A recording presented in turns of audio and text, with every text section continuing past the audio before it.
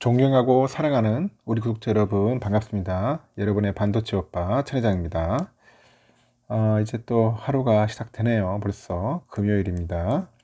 금요일 06시 6시에 항상 만나는 우리 찐팬분들, 우리 구독자분들 진심으로 환영하고요. 오늘 하루도 여러분에게 뜻깊은 일들이 가득하길 다시 한번 제가 소망합니다. 좋은 일들이 가득할 거예요. 힘내시고 하여튼 즐겁고 재미있는 일들이 가득했으면 좋겠습니다. 우리가 하루를 시작하면서 다양한 일들 많이 하시더라고. 뭐 운동하시는 분도 있고 노래 듣는 분도 있고 뭐 식사하시는 분도 있을 테고요. 이제 출근한다고 막 지금 굉장히 바쁘게 움직이시는 분도 있을 겁니다.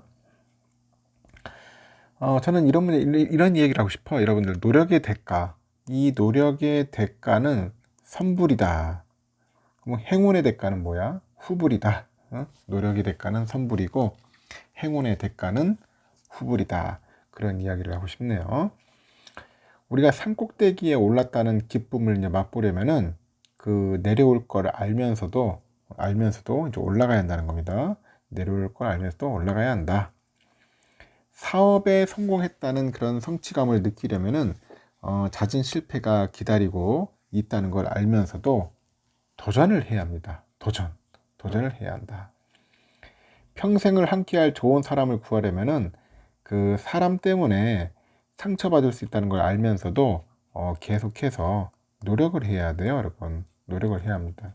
우리가 얻게 되는 것은 좋은 것들은 언제나 힘들고 괴롭고 고단하고 귀찮고 아프고 쓰라린 것들을 그 대가로 요구하더라고요. 하지만 대가 없이 얻게 된 것들은 예상치 못한 변수로 쉽게 잃을 수가 있지만요. 그 대가를 치르고 얻게 된 것들이 있어요. 아무리 거센 비바람이 몰아쳐도 쉽게 부서지지 않고 무너지지 않습니다. 그래서 노력해서 얻는 것은 그 대가가 선불이지만은 행운으로 얻은 것은 그 대가가 후불이라는 것을 반드시 기억을 했으면 좋겠어요. 기억을 하십시오. 그러면은 또 삼성의 이야기를 한번 또 해보도록 하겠습니다. 삼성전자 이야기는 제가 뭐 주구장창 떠들어 드릴 테니까 여러분들은 편안하게 들어주시면 됩니다. 일단 삼성전자가 이제 성장세를 이제 이어가고 있는 그 소비자용 포터블 SSD가 있어요. SSD 그 시장을 겨냥해 가지고 단종됐던 엔트리급 모델을 재출시합니다. 엔트리급 모델을 재출시한다. 제품 라인업 다각화를 통해서 경쟁사 추격을 따돌리고, 이거 소비자용이죠. 그 SSD 시장의 주도권을 확고하게 일종의 지키기 위한 행보로 이제 분석이 되는데, 업계에 따르면은 삼성은 지난 2017년 그 8월 첫 출시 이후에 그 단종된 포터블 SSD T5 제품의 후속 버전인 T5 EVO, EVO죠. EVO하고 국내외 출시를 현재 검토하고 있는 것 같아요. 기존의 T5하고 그 비교를 해보니까 뭐 동작 속도, 용량, 내구성 등을 강화한 개선된 제품이라고 합니다. 업계 최고 수준의 그 고용량, 고성능 제품으로 전문가용에 특화된 T7 시리즈보다도 가격을 낮춘 그 보급형으로 출시될 전망이라고 하네요. 삼성은 T5 그 EVO 출시를 계기로 해가지고 자사 그 포터블 SSD 제품에 대한 소비자들의 접근성을 한층 높인다는 그런 구상이에요. 삼성은 지난 2015년 포터블 SSD T1을 출시한 이후로 뭐 T3, T5, T7 이렇게 후속 모델을 지속적으로 출시하고 있는데 특히 T7 시리즈에는 지문인식 센서를 적용한 터치가 있고 3m 낙하에도 견딜 수 있는 그런 내구성, IP65 등급의 방수 방진이 강화된 그런 실드 등 차별화된 기능을 탑재해가지고 시장의 주목을 받았습니다. 삼성전자가 특허청의 후속작인 T9이죠. 이 T9 상표권을 등록한 만큼 이르면은 연내 후속작도 출시도 예상이 된다. 삼성은 보급형 포터블 SSD 출시를 통해서 소비자용 SSD 시장에서 확고한 1위 자리를 굳힌다는 구상이에요. 시장 조사 기관 옴디아에 따르니까 지난해 3, 4분기 기준 삼성의 소비자용 SSD 시장 점유율은 31.6%, 글로벌 1등이고 지난 2013년부터 1위 자리를 지키고 있습니다. 기업용 그 SSD 시장에 그 주력하던 하이닉스도 최근에 소비자용 포터블 SSD 제품인 비틀 X31 이거를 첫 공개를 했는데 뒤늦게 포터블 SSD 시장에 이제 뛰어들었어요. 그래서 포터블 SSD 시장이 향후에도 꾸준한 성장세를 이어갈 것이라는 판단인 것 같습니다. 딱정벌레를 연상시키는 디자인을 반영한 제품명처럼 휴대성을 가장 큰 강점으로 내세웠고 외관에 금속 알루미늄 소재를 적용해가지고 내부의 방열하고 내구성을 높인 게 특징이네요. 읽기, 쓰기 등 단순 성능뿐 아니라 휴대성, 내구도, 디자인 등 이 경쟁사와 차별화를 두기 위해서 메모리 업계의 포터블 SSD 경쟁이 불붙는 모양새입니다. 캠핑 등 야외 활동을 즐기거나 영상 컨텐츠에 대한 관심이 큰 소비자들이 포터블 SSD 시장에 주목을 하고 있는데 읽기, 쓰기 속도는 대폭 늘리면서도 무게는 가벼워지고 그죠? 가벼워지고 있고요. 하여튼 그렇게 보급형 모델 출시로 이제 소비자들한테 이제 가격적인 부담이 낮아질 것 같습니다. 그러면 앞으로 많이 팔리겠죠. 많이 팔기 위해서 삼성이 아예 작정하고 만든 것 같습니다. 그리고 지금 삼성의 관심을 가로채고 싶어 하는 꽤 용감한 자세다. 그런 이야기가 있던데, 지난 6일날 미국의 그 IT 전문 매체 GSM 아레나가 첫 폴더블 폰 공개 행사를 앞둔 중국의 스마트폰 제조사가 있어요. 원플러스의 행보에 이같이 평가를 한 거야. 해당 매체는 원플러스는 그 8월 초에 미국 뉴욕에서 행사를 열고 첫 폴더블 폰을 공개할 예정인데 원플러스가 폴더블폰 선주자인 삼성전자를 의식을 해가지고 행사 장소와 일정을 결정했다. 이렇게 꼬집은 겁니다. 삼성전자는 2010년부터 스마트폰 신제품 공개 행사인 갤럭시 언팩을 미국의 뉴욕이나 샌프란시스코, 영국의 런던, 독일 베를린, 스페인 바르셀로나 등 이 세계적인 그런 도시에서 한 것 같아요. 동시 개최를 했는데 하여튼 지난해 8월에는 갤럭시 Z 플립하고 폴드4 언팩을 뉴욕 맨하탄에서 열고 폴더블폰 신제품을 공개하기도 했죠. 하지만 올해에는 14년 만에 국내에서 폴더블폰 공개 행사를 합니다. 전 세계적으로 한국 IT 산업의 위상이 높아지고 한류 문화의 인기가 커지면서 국내 개최에 대한 자신감을 내비쳤고요. 삼성은 국내에서 폴더블 신제품을 공개해서 이 폴더블 원조로서의 자부심을 전 세계에 확실히 각인시키겠다 그런 계획입니다. 그간 전통적으로 미국의 뉴욕이나 샌프란시스코 등 그 언팩을 개최했던 삼성전자가 빠지자 원플러스가 기다렸던 듯 그 자리를 채웠는데 원플러스는 삼성전자가 오는 7월 26일 갤럭시 Z 플립 5랑 폴드 5를 공개한 직후 8월 초에 첫 폴더블폰 공개 행사를 연다고 하네요. 전 세계적으로 폴더블폰 시장을 주도해온 삼성전자의 유명세에 편승해서 주목도를 높이겠다는 그런 전략이겠죠. 중국 업체들의 이러한 초치기 전략을 사용한 것은 이번이 처음이 아니에요. 중국 레노버에 인수된 모토로라가 지난해 차세대 폴더블폰 레이저 2022 이거 공개 행사를 삼성의 갤럭시 Z 플립 폴드4 언팩 다음 날인 8월 11일로 최종 결정을 했어요. 앞서 공개한 행사 일정을 두 차례 연기하면서 무리하게 일정을 변경을 한 거죠. 이를 두고 한 여신은 모토로라가 삼성 폴더블폰 고객을 훔치기 위해서 이 같은 일을 벌였다. 이렇게 공개적으로 이제 비판도 합니다. 작년 초에 중국의 스마트폰 업체인 비보하고 샤오미는 삼성전자가 갤럭시 22 시리즈를 공개하는 같은 날 해외에서 자사 신제품을 출시했는데 중국의 스마트폰 업체 아너도 갤럭시 언팩 이튿날 자사의 신제품을 선보입니다.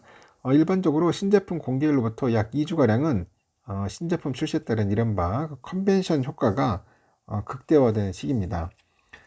새로운 제품으로 갈아타려는 고객들의 수요가 크게 늘어나는 시기에 관심을 가로채겠다는 계산이 깔린 거겠죠. 삼성은 2019년 첫 폴더블폰을 출시한 이래 시장 선두주자로 자리매김했는데 화웨이, 비보, 아너, 오포, 샤오미 등 이런 중국 제조사들한테 제조사들에 이어서 하여튼 지난달 구글도 폴더블폰 그 경쟁에 참전하면서 이제 관련 시장들이 점점점 커지는 것 같아요. 중국에도 들어오지, 구글 들어오지. 일단 원 플러스가 처음으로 공개하는 원 플러스 폴드의 그 폼팩터도 갤럭시 Z 폴더하고 거의 유사한 것으로 현재 알려져 있습니다. 중국 애들은 따라하는 건 참 잘하는 것 같습니다. 대한민국 따라하는 거는 자존심도 없는 것 같아. 보면 애들이. 이제 소비자의 그 삶을 비스포크할 수 있는 그런 제품과 그런 솔루션을 통해서 더욱 지속 가능하고 연결되면서 스타일리시한 그런 라이프 스타일을 제시하겠다고 하는데, 한종희 부회장이 그 8일날 온라인으로 그 개최한 비스포크 라이프 2023이 있어요. 이 행사에서 비스포크 라이프는 가전을 새롭게 정의하면서 우리의 집과 미래를 더욱 지속 가능하게 만들고자 하는 삼성전자의 고민과 노력을 담고 있다고 합니다. 이 비스포크 라이프는 삼성전자가 맞춤형 가전 비스포크에 소비자가 추구하는 그런 가치 그리고 라이프 스타일을 반영을 한 거예요. 삼성전자는 이날 행사에서 지속 가능한 미래를 위해서 노력을 또 소개했고요. 에너지 사용량을 추가로 줄일 수 있는 그런 AI 절약 모드를 비스포크 가전과 그 에코 히팅 시스템에서 사용할 수 있도록 했습니다. 미세 플라스틱 그 저감 필터도 이날 국내 출시를 했는데, 이달에 영국과 뉴질랜드 오는 3분기에 북미와 유럽 시장에서도 공개할 계획입니다. 이 스마트 싱스 중심으로 연결성을 강한 AI, 이 AI 가전도 소개를 합니다. 비스포크 그랑데 AI 스타키하고 건조기를 미국과 유럽에 이어서 이 동남아시아에도 출시를 합니다. 이탈리아 크리에이티브 스튜디오 토일렛 페이퍼하고 협업한 한정판 디자인의 비스포크 냉장고를 한국과 미국, 영국 등에서 이제 판매할 예정이라고 하네요. 하여튼 뭐 잘 될 것 같고요. 삼성이 또 올해 1분기에 스마트폰 시장에서 애플을 제치고 1위 자리를 탈환했어요. 올해 2월 출시한 갤럭시 S23 시리즈의 인기몰이에 힘입은 결과인데, 시장 조사 업체에 따르니까 올해 1분기 세계 스마트폰 출하량이 2억 5천만 대입니다. 전분기 대비 16.9% 감소한 것으로 나타났고, 업체별로 보니까 1분기 삼성의 출하량은 전분기 대비 5.5% 늘어난 6,150만 대예요. 이 회사의 시장 점유율은 전분기보다 5.2% 상승해서 24.6%를 기록을 해가지고 1위 자리를 되찾았고, 전분기 1위였던 애플은 2위로 떨어졌어요. 오포, 샤오미, 비보 이렇게 뒤를 이은 것 같습니다. 또 올 2월 출시된 갤럭시 S23 시리즈가 그 삼성전자 점유율을 밀어 올렸다는 평가가 있는데, 증권업계는 갤럭시 S23 시리즈의 1분기 누적 판매량을 한 1100만 대로 추산을 했어요. 비싼 시기에 갤럭시 S22 누적 판매량에 비해서 50%가량 많더라. 트렌드포스에 따르니까 올 2분기 스마트폰 출하량은 2억 6천만 대로 전분기보다 한 5% 정도 늘어날 전망이라고 합니다. 하여튼 좋은 소식입니다. 삼성전자 잘하고 있습니다. 아주 잘하고 있어요. 삼성전자가 오는 7월 말에 서울에서 신제품 공개 행사 언팩을 열고 새로운 스마트워치를 선보일 것 같아요. 전 세계 스마트워치 시장의 부동의 1위 애플하고 점유율 격차를 좁히지 못하고 있는데, 신흥 인도 브랜드 파이어볼트에 밀린 삼성이 갤럭시 워치 6로 반등에 성공할 수 있을지가 주목이 됩니다. 삼성은 수면 측정 기능을 비롯해 가지고 건강관리 그 기술을 대폭 늘리는 손목 위의 주치 그 전략으로 승부수를 띄울 것 같아요. 미국 IT 전문 매체 샘 모바일에 따르니까 차세대 갤럭시 워치 시리즈로 추정되는 웨어리블 그 기기 두 종이 있어요. 두 종. 이 두 종이 최근 출시 최종 관문으로 불리는 미국 연방통신위원회 그 인증을 통과를 했어요. 삼성은 갤럭시 워치 6 시리즈로 갤럭시 워치 6하고 워치 6 클래식 모델 두 종을 준비 중인 것으로 알려져 있고, 업계에서는 삼성이 7월 26일 서울 그 삼성동 코엑스에서 언팩을 열어가지고 해당 시리즈를 소개할 것이라는 관측이 있습니다. 업계는 삼성전자가 갤럭시 워치 6 시리즈로 떨어진 그 시장 점유율을 회복할 수 있을지가 주목하고 있는데, 시장 조사 업체에 따르면 올해 1분기 전 세계 스마트워치 시장 점유율은 애플이 26%예요. 파이어볼트가 9%, 삼성이 9% 이렇게 되는 것 같습니다. 카운터포인트 리서치가 삼성전자 역시 9%를 기록했지만은 이 파이어볼트가 미세하게 앞섰다. 이렇게 이런 얘기를 하네요. 삼성이 3위로 내려앉은 건 이번이 처음인데 직전 분기 대비 줄긴 했지만은 애플과의 격차도 여전히 크다. 그래서 지난해 4분기 기준 애플과 삼성의 점유율은 각각 43%, 8%였어요. 삼성전자는 헬스케어 기능을 강화해서 반격을 노리는 것 같은데요. 삼성은 지난달 9일 갤럭시 워치용 불규칙 그 심장 리듬 알림 그런 기능에 미국의 식품의약국 승인을 받았습니다. 그 IHR에는 그 갤럭시 워치 시리즈에 탑재되는 그 바이오 액티브 센서로 심박세동이 뭐냐, 심장 그 박동이 불규칙하게 측정되는 부정맥의 일종인데 이것을 감지하는 기능이에요. 혈전, 뇌졸중, 심장마비 등의 징후를 미리 파악하는 데 도움을 줄 것으로 기대된다는 게 회사 측 설명이고 삼성은 같은 날 30일 미국의 원격 의료 솔루션 기업인 하트빔하고 전략적 제휴 계약을 맺고 하트빔의 심혈관 질환 증상 모니터링하고 그 진단에 대한 그 기술 및 지식을 자사 웨어러블 기기에 활용할 수 있는 방안을 모색할 계획이다. 그렇게 이야기를 하죠. 삼성은 앞서서 지난 4월에 갤럭시 워치 5 시리즈의 피부 온도 기반의 생리 주기 예측 기능을 적용하기도 했는데 이 생리 주기에 따라서 변하는 이용자의 피부 온도를 분석을 해가지고 배란이라고 가임기 등을 파악할 수 있도록 한 기능이에요. 삼성은 혈액 채취 없이도 레이저로 혈당을 측정하는 기능도 향후 갤럭시 워치 시리즈에 탑재할 예정입니다.